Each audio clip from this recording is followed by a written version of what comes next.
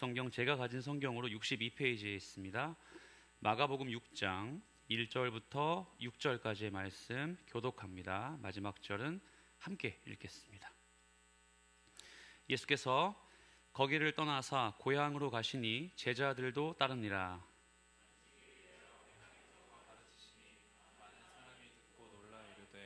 이 사람이 어디서 이런 것을 얻었느냐? 이 사람이 받은 지혜와 그 손으로 이루어지는 이런 권능이 어찌 됨이냐? 이 사람이 마리아의 아들 목수가 아니냐? 야고보와 요셉과 유다와 시몬의 형제가 아니냐? 그 누이들이 우리와 함께 여기 있지 아니하냐 하고 예수를 배척한지라.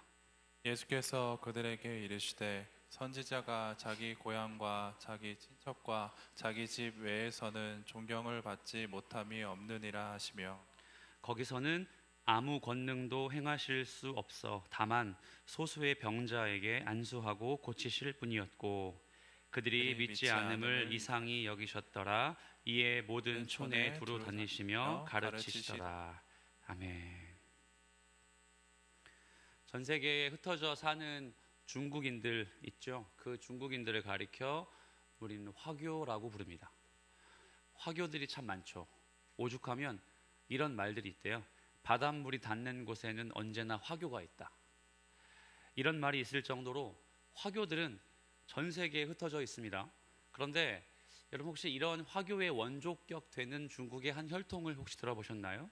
커자런이라는 혈통인데 이 커자런을 발음으로 읽지 않고 한문을 분석해 보면 객가인입니다. 집이 없는 손님들, 객가인, 커자런. 중국의 혁명 아버지 순원, 그리고 등소평이라고 하는 덩샤오핑, 싱가포르의 리칸야오, 대만의 총통 리텅후이 다 이 커자런이라는 혈통이래요. 이 커자런이라는 객가인, 자기들의 고향이 없는 사람들, 지역이 없는 사람들, 이 혈통입니다.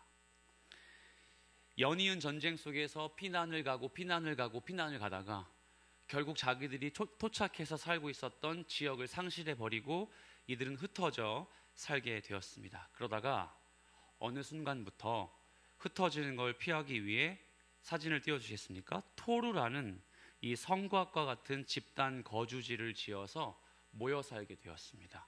저 동그란 돔 같은 집 보이시죠? 거기에 몇백 명의 커자런이 모여서 집단을 이루어서 살게 되었습니다. 저 성에 저 집 뭐라고 얘기해야 될까요? 집인지 성인지 모르겠지만 5층 높이의 벽을 쌓아두고 누구도 그 가운데 들어오지 못하도록 철옹성을 치고 그 안에서 커자런들끼리 모여서 살게 된 거죠. 이런 이들의 객가인, 손님의 의식, 객가인의 마인드가 오늘날 화교의 마인드로 자리를 잡은 거예요.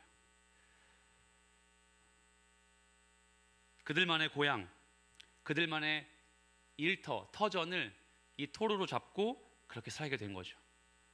전 세계 어디서나 이 객가인들에 의해서, 커자런들에 의해서 중국인들의 네트워크가 형성이 되었고, 그리고 서로 돕고 서로 지원하며 우리 교회가 추구하는 뭐죠? 공동체를 이루게 된 거예요. 그런데 여러분, 그렇지만 이들에게 고향이 없다는 사실, 이 커자런 사람들에겐 큰 아픔이겠죠. 왜 그럴까요? 고향이 없다는 게 어떤 의미인지 아세요? 고향이 없다는 건 마음 두고 의지할 곳이 없다는 거 아니겠습니까? 또 돌아갈 곳, 결국에 내가 돌아가야 할 곳도 없다는 것 아닐까요? 너무 상실감 젖은 단어 아닙니까? 고향이 없다. 그래서 우리는 TV에서 이산가족이 나오면 너무 공감이 가고 눈물이 나죠. 그래서 우리는 이북에서 넘어오신 분들의 이야기를 들으면 참 안타깝다 생각이 들죠. 고향에 다시 갈 수 없으니까. 여러분 각자 고향이 어디세요? 고향을 생각하면 어떤 느낌이 드십니까? 이곳 독산동에서 태어난 사람들에게 여러분의 고향의 의미를 물어보면 저와 같은 지방에서 온 사람들과는 다르게 그리 와닿을지 못할지는 모르겠지만, 소위 타향살이를 하는 사람들이라면 고향은 생각만 해도 마음이 따뜻해지거든요. 고향은 생각만 해도 안식이 생기거든요. 그래서 마음의 포근함을 고향 생각하며 그렇게 그리죠. 예수님에게도 고향이 있었습니다.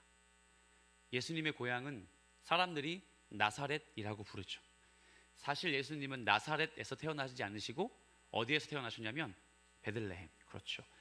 유대 지역의 베들레헴에서 태어나셨고 시간이 지나 갈릴리 지방의 나사렛이란 동네에서 자라셨습니다. 그래서 사람들은 예수님께서 자라신 곳을 가리켜 나사렛 그의 고향이라고 불러요. 좀 정서가 다르죠. 우리는 어떤 게 고향입니까? 태어난 곳.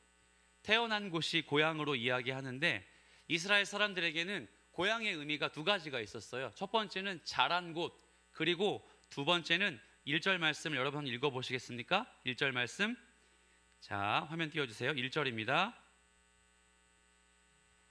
자 시작. 예수께서 거기를 떠나사 고향으로 가시니. 네, 여기까지만 읽어볼게요. 여기에 고향이란 단어 보이시죠?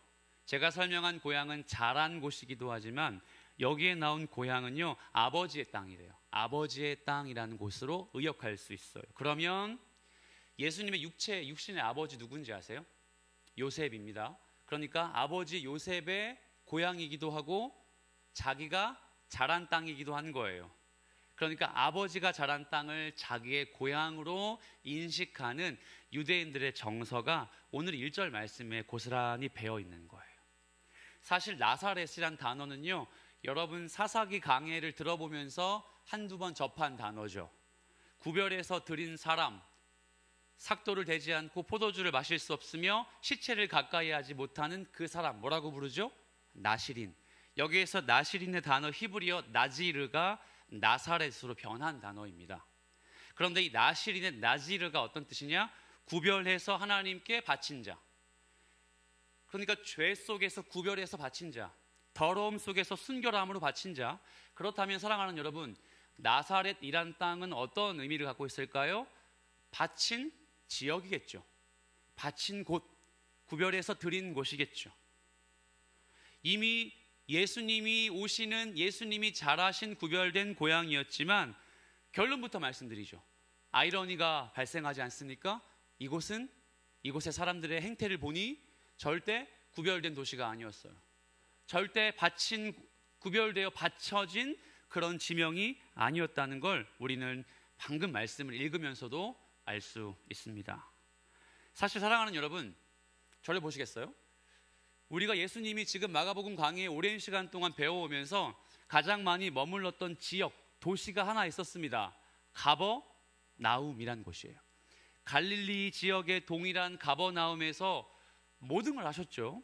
회당에서 가르치셨고 병자도 고치셨고 귀신 들린 자도 내쫓으셨고 여러 가지 역사와 기적을 펼치셨어요. 많은 일들을 했고 그곳에서 기적, 이적이 일어나는 걸 보며 어떤 현상이 발생했냐면 군중들이 막 모여들었습니다. 왜 모여들었죠? 내 아픔도, 내 병도, 내 자녀의 아픔도, 나의 어려움도 저 청년이 그 문제를 고쳐줄 것 같아서 그의 주변의 사람들이 예수님의 능력을 기대하는 그 많은 사람들이 군중 밀집한 지역으로 다 몰려들었어요. 그래서 사람들은 예수님의 사역에 이런 부작용이죠. 부작용 때문에 엄청나게 큰 오해를 하나 하고 있었어요. 그건 뭘까요? 예수님의 사역은 예수님이 말씀만 하시면, 아니 예수님의 옷만 잡아도 엄청난 일이 일어나는구나. 많은 사람들이 다 병을 고치는구나. 많은 사람들의 삶의 문제가 다 바뀌는구나. 이런 오해가 있었습니다. 그래서 예수님의 사역은 많은 수, 많은 양, 엄청난 인파가 늘 동반되는 것으로 이들에게 부작용이 생긴 거예요. 가버나움에서 일어난 일들이 어딜 가도 일어날 것이다. 가버나움에서 일어난 일들이 어떤 곳에서도 그 예수님의 그 역사가 발현될 것이다. 누구처럼요? 제자들처럼. 예수님의 그 일거수일투족과 함께 했던 제자들은 그 모습을 보고 정말 예수님과 함께하면 이런 기적이 있구나. 많은 사람들이 몰려드는구나. 엄청나게 큰 역사가 일어나는구나. 제자들의 머릿속에는 그런 오해들로, 그런 부작용으로 가득했습니다. 여러분, 가버나움에서 나사렛까지의 거리가 40km입니다. 이미 마가복음 3장에서 우리가 공부한 적 있죠. 40km나 된 거리를 누가 예수님을 보러 왔냐면 그의 어머니, 친족들이 와서 예수야 라고 얘기했죠. 그때 예수님이 뭐라고 말씀하셨죠? 누가 내 가족이더냐? 오직 하나님 나라 뜻대로 행하는 자마다 내 어머니고 내 누이다. 예수님은 가족과 공동체를 혈연 공동체에 국한하지 않고 하나님 나라의 방식으로 재편성하셨어요. 그래서 하나님 뜻대로 부름을 받은 자들의 모임은 다 가족이라고 말씀하셨어요. 그런데 사랑하는 여러분, 오늘 예수님은 나사렛으로 직접 가셨습니다. 어머니와 누이가 나사렛에서 가버나움으로 왔다면 지금 예수님은 가버나움에서 나사렛으로 40km나 되는 거리를 함께 제자들과 가셨습니다. 사랑하는 여러분, 왜 가셨을까요? 어쩌면 가버나움에서 있었던 이런 엄청난 기적과 이적들을 그만 그치시고 왜 나사렛으로 가셨을까요? 함께 우리 이 말씀을 묵상해 봅시다. 2절 말씀은 여러분이 한번 읽어 주실까요? 2절 말씀 시작. 안식일이 되어 회당에서 가르치시니 많은 사람이 듣고 놀라 이르되 이 사람이 어디서 이런 것을 얻었느냐? 이 사람이 받은 지혜와 그 손으로 이루어지는 이런 권능이 어찌 됨이냐? 아멘. 자, 똑같습니다. 잘 기억해 보십시오. 나사렛에 도착했어요. 그곳에서 또 때 아닌 어떤 날이라고 나오죠? 안식일이었어요. 예수님은 그날 안식일에도 똑같이 가버나움에서와 같이 어떻게 하셨냐면 율법과 말씀을 가르치셨어요. 그곳에서 역시 예수님은 사람들에게 하나님 나라의 복음도 전파하셨어요. 자, 가버나움에서 했던 똑같은 하나님 나라의 사역을 나사렛 그의 고향, 당신의 고향에서 똑같이 펼치셨습니다. 자, 그렇다면 똑같은 가르침을 받은 가버나움 사람들과 나사렛 사람들의 반응을 한번 비교해 볼까요? 나사렛 사람들의 반응은 어떨까요? 그들이 어떻게 됐대요? 놀랐습니다. 놀랐어요. 예수님의 지혜와 성경 말씀이 이렇게 나와요. 그 손으로 이루신 능력을 눈으로 보고 놀랐어요. 혹시 여러분 아세요? 손이 무엇을 의미한다고 했죠? 능력. 그러면 분명히 예측할 수 있어요. 예수님은 말씀만 가르치시지 않고 손으로 병자를 또 고치시는 거예요. 어디에서요? 나사렛에서. 어디와 똑같이요? 가버나움과 똑같이요. 말씀도 가르치고 하나님 나라도 전파하고 심지어 병자들을 손을 이용하셔서 고치셨습니다. 그런데 나사렛 사람들의 반응을 보며 우리는 한 가지 그들 가버나움 사람들의 반응과 다르다는 걸 여러분 찾을 수 있어요. 여기서 그들은 놀랐대요.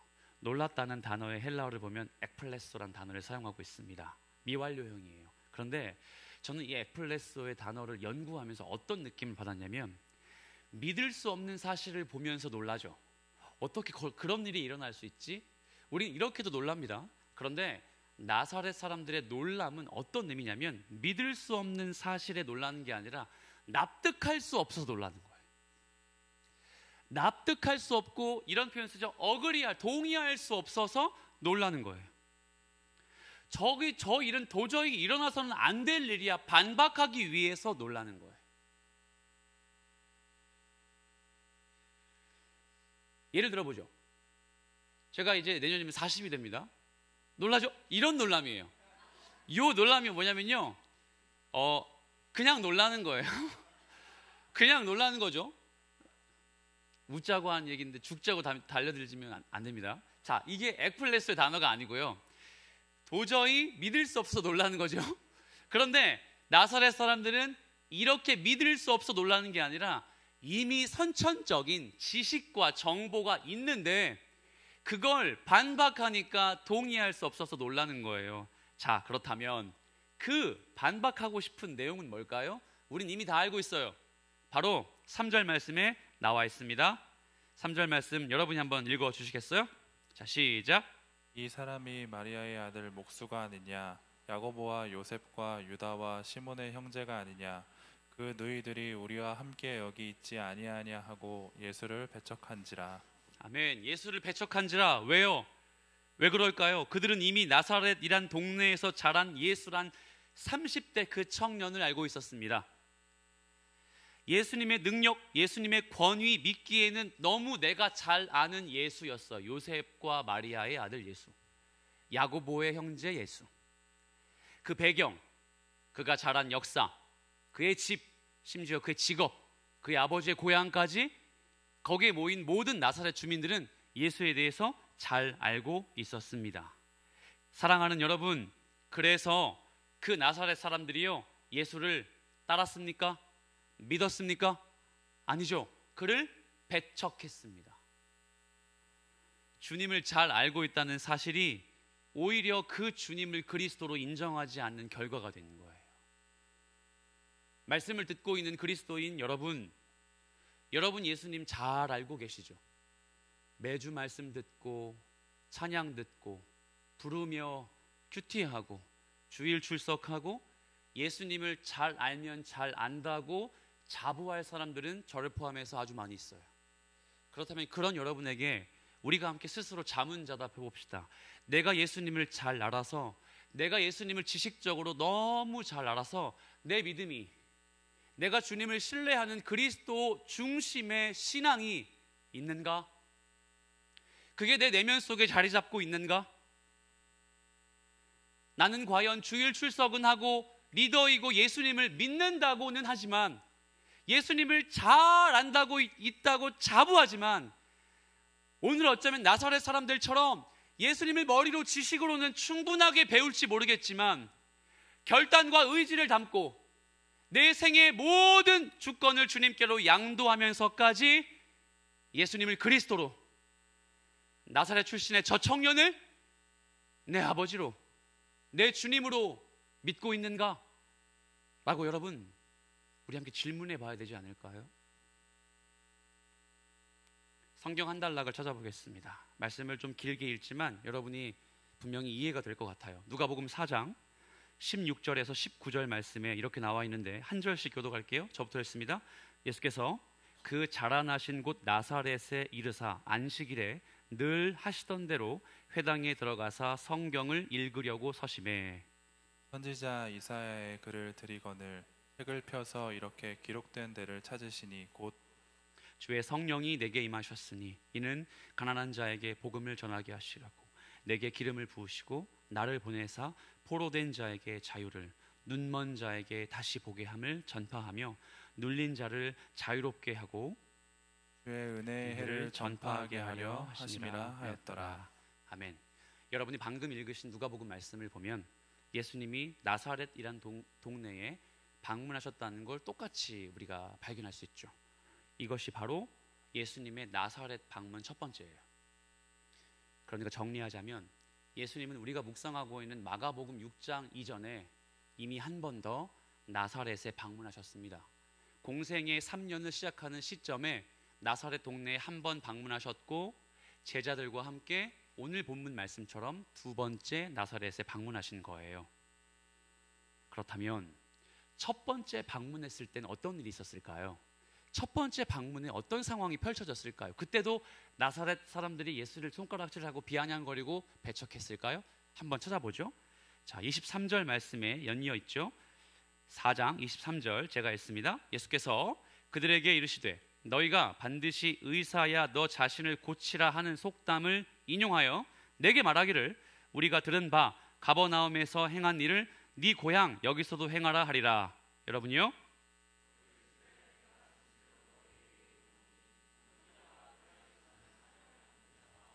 제가 했습니다. 내가 참으로 너희에게 이르노니 엘리야 시대에 하늘이 3년 6개월간 닫히어 온 땅에 큰 흉년이 들었을 때에 이스라엘에 많은 과부가 있었으되 엘리야가 그중 한 사람에게도 보내심을 받지 않고 오직 시돈 땅에 있는 사렙다의 한 과부에게 뿐이었으며 또 선지자 엘리사 때에 이스라엘에 많은 나병 환자가 있었으되 그 중에 한 사람도 깨끗함을 얻지 못하고 오직 수리아 사람 나아만 뿐이었느니라.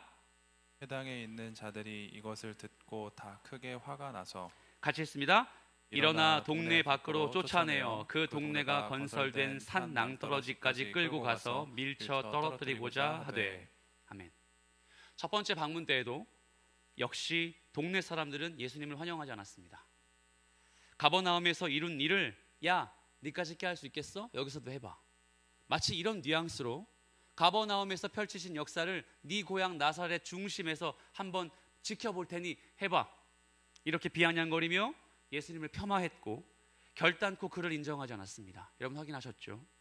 그런데 그때 예수님께서 나사렛 그 비아냥거리는 사람들, 배척한 사람들을 향해서 이렇게 말씀하셨습니다. 선지자 엘리야 때에 이스라엘에 많은 과부가 있었지만 오직 한 사람 사렙다 과부에게만 선지자가 허락되었다. 그러니까 구원을 받았다. 그리고 또한 두 번째로 엘리사 때에 이스라엘에 많은 나병 환자, 문둥병 환자가 있었지만 그 중에 한 사람 나아만, 이방인 나아만 장군만이 고침을 받았다. 그 이야기를 하고 사람들은 격분해서 예수님을 죽이려고 했어요.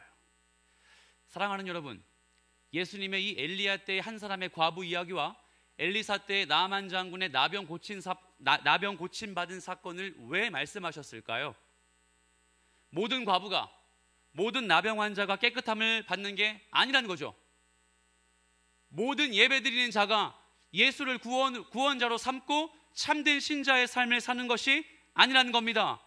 지식으로 예수를 받고 경험으로 예수를 겪었지만 그 안에 의지와 결단, 구원의 감격을 상실한 채로 예배 드리는 것이 예배가 아니라, 고침을 받는 것이 천국 복음을 경험하는 것이 아니라, 사랑하는 여러분, 우리 안에 있는 결단과 의지가 동반되어야, 구원의 감격을 지키고자 하는 마음이 있어야 그게 우리가 지금까지 계속 공부하고 있는 하나님 나라의 복음이며 그 복음을 마주하는 그리스도인의 표지라는 거예요.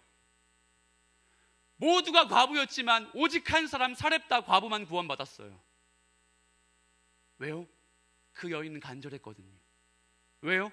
그 여인은 예수만이 나의 삶의 주인이라고 고백했거든요. 유대의 모든 사람들이 문둥병에 걸렸지만 이방의 옷을 입고 있었던 나아만 그 장군만이 나병에서 나음 받았어요. 고침 받았어요. 왜 그랬을까요? 나머지 나병 환자들은 예수를 향한 지식이 없었을까요? 나머지 나병 환자들은 예수님을 믿고 싶은 마음은 1도 없었을까요? 저는 아니라고 생각해요. 단지 우리가 알고 있는 신앙이, 우리가 추구하고 있는 신앙이요, 신앙이 아니기 때문이에요. 여러분이 믿고 따르려고 했던 방식의 믿음이요, 그건 믿음이 아니라고 예수님께서 지금 말씀하시기 때문이죠. 혹자는 이야기합니다. 많은 목사님들이 이런 말씀을 하셨어요. 신앙인의 불신앙. 사랑하는 여러분, 신앙인의 불신앙, 남의 이야기 같습니까? 그를 잘 알고 있다는 사실이, 그를 잘 알면서 매주 예배 드리고 있다는 사실이 오히려 구원의 감격을 좀 갉아먹는 암덩어리가 될 수 있다는 사실을 기억하시길 바랍니다. 여러분 어떻습니까? 여러분의 신앙 속에 불신앙 없습니까? 여러분 믿음 속에 불신앙 없나요? 예수님은 두 번째 나사렛에 방문하셨을 때 나사렛 고향 사람들이 자기 자신 배척할 거라는 거 모르셨을까요? 여러분 상상해 보시겠어요? 여러분이 예수님이라면 내가 나사렛에 가면 저 사람들이 두 번째는 나를 반길 거야 라고 희망적인 메시지로 가셨을까요? 여러분이 그랬을 것 같으세요? 저는 아니라고 생각해요. 분명 나사렛 사람들은 더 심하게 배척하면 배척했지 결코 자기 자신을 그리스도라고 인정하지 않을 거라는 걸 예수님 스스로 알고 계셨어요. 그럼에도 불구하고 왜? 여러분 저를 보시겠어요? 왜 예수님은 나사렛에 또 한 번 가셨을까요? 이때는 이미 12명의 제자를 다 소집한 상태거든요. 12명을 뒤로 하면서 그 가버나움에서 모든 병고침과 회당장 야이로의 딸을 살리고 12회의 혈루증 걸린 여인도 고치신 후 어쩌면 으쓱하고 어쩌면 예수님의 그 신적인 권위가 충만한 그때에 12명의 제자들을 데리고 거절받을 것을 예측하시면서까지 왜 예수님은 나사렛에 또 한 번 가셨을까요? 4절 말씀에 그 이유가 있습니다. 4절 함께 읽겠습니다. 시작. 예수께서 그들에게 이르시되 선지자가 자기 고향과 자기 친척과 자기 집 외에서는 존경을 받지 못함이 없느니라 하시며. 아멘. 그 이유는 선지자가 자기 고향과 자기 친척과 자기 집 외에서는 존경을 받지 못하기 때문입니다. 바로 12명의 제자들 때문이었어요. 장차 하나님 나라의 복음을 전파해야 할 제자들, 장차 그리스도의 복음을 목숨 걸고 증거해야 할 12의 제자들, 이들이 이제 곧 파송을 받고 복음을 전할 때 얻게 될 거절감, 멸시와 핍박, 탄압, 그 중에 겪게 될 고난, 이제 곧 그들의 삶 속에 직면되었기 때문에 예수님은 지금 자신의 고향을 방문하셔서 선지자가, 복음을 전해야 될 자가 마땅히 받아야 할 거절감을 몸소 보여주고 계신 것입니다. 사랑하는 여러분, 복음을 아는 사람은요, 복음 전도자는요, 그 사명이 언제나 세상 사람들의 멸시와 핍박, 거절과 조롱을 기꺼이 직면하도록 만들어줍니다. 믿고 싶지 않지만 믿어지죠. 그게 맞죠. 오늘 예수님께서 제자들을 나사렛으로 직접 데리고 가신 이유는 그 제자들이 받을 멸시와 핍박, 거절과 조롱, 그걸 직면해야 된다는 걸 피하지 말라, 직면하자라고 말씀하시기 때문이었습니다. 마치 회당장 야이로가 겪었던, 기억나세요? 곧 딸이 죽어가는 절박감. 아니, 이미 딸이 죽었는데 예수님은 움직이지 않고 있는 절박감. 12해를 혈루증으로 앓고 있으며 그 누구도 나를 상종하지 않는 유대 율법의 그 왜곡 속에 사로잡혀 있었던 한 여인, 그 여인이 갖고 있었던 거절감과 절박함, 우리 지난번에 묵상하지 않았습니까? 이들이 겪은 세상에서의 아픔과 좌절, 하나님 나라의 복음을 통해서만 회복된다는 사실을 우리 얼마 전에 배웠죠. 그런데 사랑하는 여러분, 예수님이 그 여인과 12살짜리 아이를 고치실 때에 제자들 모두는 그 자리에 없었습니다. 예수님이 특별히 사랑하시는 베드로와 야고보, 요한만이 그 자리에 함께했죠.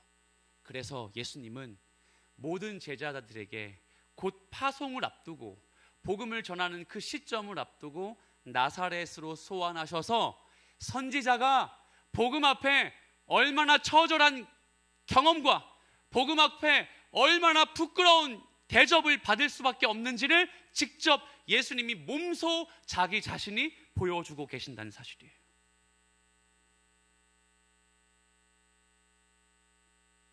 그러므로 여러분,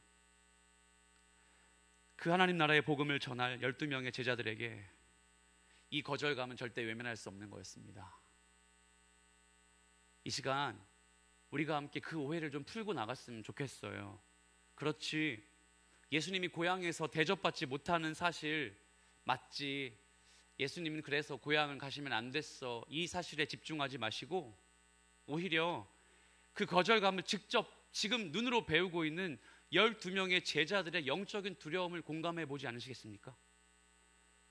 여러분, 만약 그 12명의 제자들 중에 한 사람이라면 지금 어떤 생각이 드실까요? 7절 말씀은 이렇게 나와 있습니다. 12 제자를 부르사 둘씩 보내시며 더러운 귀신을 제어하는 권능을 주시고. 말씀은 이야기합니다. 나사렛 이 사건 후 제자들은 파송을 받아요. 2명씩 짝을 지어 어디로요? 복음 전하는 자리로. 그래서 주님은 복음 전하는 자리 바로 이전에 나사렛으로 데리고 가셔서 그들을 제자 훈련시키고 계시는 거예요. 이제 제자들에게 놓인 건 영적인 두려움이겠죠. 피하고 싶고 예수님처럼 저렇게 거절감 당할 바에야 나 그 일 못하겠다, 이렇게 두려울지 모르겠습니다. 그런데 그들은 비로소 그 거절감을 직면할 때 반드시 성장할 것입니다. 그들은 반드시 온전해질 것입니다. 왜냐하면요, 성경이 그걸 증언하고 있기 때문이에요. 마지막으로 한 구절만 좀 찾아보겠습니다. 골로새서 1장 28절입니다. 골로새서 1장 28절 큰 목소리로 여러분 한번 읽어주세요. 시작. 우리가 그를 전파하여 각 사람을 권하고 모든 지혜로 각 사람을 가르치는 각 사람을 그리스도 안에서 완전한 자로 세우려 함이니. 아멘. 바울이 골로새 교인들에게 권면합니다. 여러분, 제가 골로새 교회와 함께하고 싶은 사도 제가 여러분 각 사람에게 복음 전하고 각 사람에게 하나님 나라를 가르치는 목적이 뭔지 아십니까? 제가 그 목적을 설명해 드리죠. 그게 무엇이었냐면 성도들을 그리스도 안에서 완전한 자로 세우려 함이니. 여기서의 완전한 자라는 텔레이오스라는 단어는요, 너무 신비한 단어예요. 어떤 단어냐면 어린아이가 성장을 하는 거예요. 끝이 없이 계속 성장하는 거예요. 사랑하는 여러분, 예수 믿는 건요, 신앙을 갖고 그리스도인이 되는 건요, 이 텔레이오스 단어가 이야기하는 것처럼 궁극적으로 완전한 자로 세워지기 위함입니다. 그런데 그 완전한 자가 되기 위해 여러분이 세상에서 받아야 할 거절감, 여러분이 불신자들을 통해서 얻게 될 멸시와 고통, 여러분이 예수를 지키기 위해서 되팔아야 할 그 알량한 자존심 회피하고 도망친다면 이 텔레이오스는 어린아이가 점점점 자라면서 예수께로 나아갈 수 있는 그 기회를요, 스스로 발로 뻥 차버리는 거예요. 성장은 없다는 거죠. 온전함은 우리 것이 아니라는 거예요. 이런 맥락이라면 끝으로 이 얘기를 제자들에게 하고 싶은 거라면 끝으로 5절을 우리가 함께 읽을 텐데요, 예수님의 심정이 어떨까요? 5절, 거기서는 아무 권능도 행하실 수 없어. 다만 어떤 사람들에게? 소수의 병자에게 안수하여 고치실 뿐이었고. 그거 봐라, 결국에 예수님도 이거 알고 계셨기 때문에 좀 부끄럽고 남사스러워서 조용히 자기 능력을 발휘하고 나사렛 떠나지 않냐, 이렇게 해석할지 모르겠지만, 여러분, 만약에 예수님께서 제자들의 거절감, 제자들의 불신자들을 향한 마음의 어려움, 고통을 수반한다는 것을 그의 메시지로 삼으신다면 지금 5절의 말씀은 무엇을 의미하는 것이냐? 절대 멈추지 마라. 복음을 전하는 일을 한 사람이 천하보다 귀하다. 한 영혼이 너희의 복음을 기다리고 있다. 그래서 멸시 앞에, 거절감 앞에, 세상의 유혹 앞에 절대 멈추면 안 돼. 앞으로 나가며 복음 전파해야 돼. 지금까지 제자들은요, 많은 사람들, 엄청난 기적을 보며 예수님의 능력을 감탄했어요. 예수님이 그런 분이라고 아주 자축하며 우리도 그의 능력이 있으면 좋겠다고 그를 졸졸졸 쫓아다녔어요. 그런데 지금 예수님 어떻죠? 어쩌면 초라하게 많은 사람들이 아니라 조용히 소수에게 병을 고치시고 그들을 안수했어요. 그건 그 예수님이 부끄러운 사역이 아니라 제자들에게 나의 모습을 보고 어떠한 거절감이 와도 예수를 믿으세요. 저는 예수 믿는 그리스도인입니다. 예수 믿는 그리스도의 정체성 버리지 않겠습니다. 라는 고백을 버리지 말라는 거예요. 포기하지 말라는 것이죠. 말씀을 정리할게요. 나사렛에서 거절당하신 예수님이 오늘 이 시간 우리에게 동일한 기대로 말씀하십니다. 복음 때문에 당하는 거절을 외면하지 말아다오. 복음 때문에 당하는 멸시와 핍박 도망치지 않아 주겠니? 그리고 더 이상 머리로, 지식으로, 모태신앙으로, 친구 따라서 공동체가 건강하니까 교회 출석하는 것으로 예수와 복음을 내가 안다고 자부하는 자가당착 이제 버려라. 인자가 올 때 너희의 믿음을 보겠느냐. 사랑하는 여러분, 오늘도 이 말씀이 주는 도전 앞에 우리가 함께 영적인 경각심을 좀 가집시다. 더 이상 예수를 주일 출석하는 것으로 믿는다고 자부하지 마십시오. 더 이상 예수를 예배 적절하게 드리고 삶을 행복하고 선량하게 산다고 잘 믿는다고 오해하지 마십시오. 여러분이 갖고 계신 결단과 의지가 여러분이 앞으로 직면하게 될 거절감을 이길 것입니다. 여러분이 갖고 있는 진리에 대한 경험이 멸시와 조롱, 핍박과 어려움 속에서도 나 예수 포기하지 않고 전할 거야, 그걸 삶으로 나타낼 거야 라고 반드시 결단하게 만들어 줄 것입니다. 그 은혜가 여러분에게 있길 축복합니다. 말씀은 우리에게 그걸 가르쳐 주고 있는 거예요. 그래서 예수님은 그 멸시와 핍박을 감수하면서까지, 그 멸시와 핍박을 다 아시면서까지 누구를 위해? 제자들을 위해 나사렛으로 가셨습니다. 그리고 그곳에서 당할 거절감도 기꺼이 마주하셨습니다. 여러분, 주님이 곁에서 그 거절감 회피하지 않는다면 여러분과 함께함으로 텔레이오스 기억하십시오. 더 성숙하고 온전하게 만들기 위해서 함께 하실 거예요. 그 거절감에 당장 진다 할지라도 괜찮아. 그 멸시와 핍박에 당장 패배한다 할지라도 그럴 수 있어. 그래도 너와 나와의 관계는 변하지 않는 거야. 다시 한번 세상에서 겪게 될 거절감이 네 눈앞에 있어도 한 번만 해봐. 한 번만 하면 내가 너와 함께 할게. 그러므로 저는 끝으로 여러분에게 이런 말씀을 드리고 싶어요. 어렵고 힘든 기독 청년의 길을 자원하는 여러분 응원합니다. 어렵고 힘든 세상으로 파송받아 제자의 삶을 살겠다고 하며 멸시와 천대를 받을 걸 즐겨 하실 사랑하는 청년 여러분 응원합니다. 그러므로 그 길 거두지 마십시오. 더 헤쳐나가십시오. 여러분 승리할 것입니다. 그리고 여러분 앞길에 하나님의 복음의 능력 열매가요 엄청나게 많이 내가 예상하지 못하는 것으로 보여주실 거예요. 지금은 비록 나 혼자 기꺼이 예수 믿는 것조차 어렵지만, 이 자리에 나오는 것조차 힘들지만 주님 우리에게 힘과 용기를 주십니다. 자, 거절감을 향해 나아가라. 자, 멸시와 핍박을 향해 도전해. 내가 너희와 함께한다.